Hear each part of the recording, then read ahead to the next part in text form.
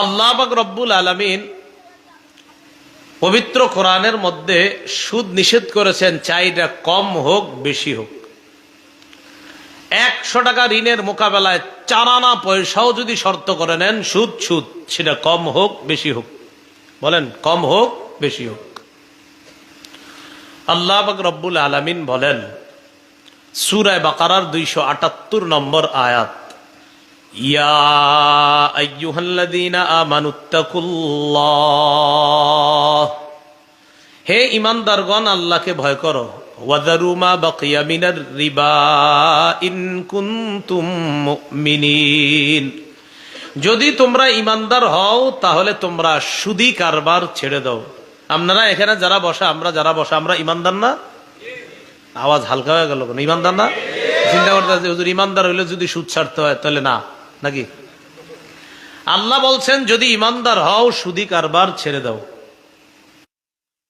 আল্লাহ বলছেন যদি ঈমানদার হও সুদী কারবার ছেড়ে দাও। এবার আপনারা সবাই বলি একসাথে, বলেন বলেন আমরা সবাই, যদি ঈমানদার হও, বলেন সুদী কারবার ছেড়ে দাও।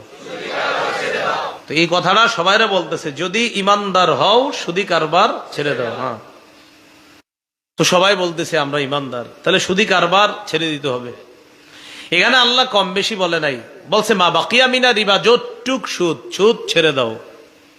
এই আয়াত দ্বারা বোঝা যায় কম হোক বেশি হোক, সুদ সুদ। এটা 1 টাকা যদি হয় সুদ, 1 কোটি টাকাও যদি সুদ হয়, তাহলে সুদ সুদ। সূরা আলী ইমরানের 130 নম্বর আয়াতে আল্লাহ চক্রাকারে যে সুদ খান এটাও নিষেধ করছে। আল্লাহ আমাদের গ্রামের মানুষ আবার সুদ ভিন্ন স্টাইলে খায়, অনেকে আর কি, সবাই না। আপনাদের এদিকে সুদী কারবার যদিও নাই। 100 টাকা একজনে আরেকজনের কাছ থেকে ঋণ নেয়, 10 টাকা সুদ। ও আবার ওই 100 আরেকজনের ঋণ দেয় 20 টাকা সুদ। বুঝেন নাই? মানে আপনার তে নিচে 100 সুদ দিবে, আপনারে 10, আর ও আবার আরেক জায়গায় 100 ঋণ দেয়, ওখান থেকে আনবে 20 টাকা। মানে ও 10 রাখবে আর আপনার 10 আপনারে দিবে।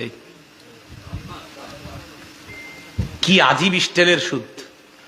মানে আপনার তে সুদে টাকা ঋণ নিয়ে ও আবার এটা আরেক জায়গায় সুদে লাগায়।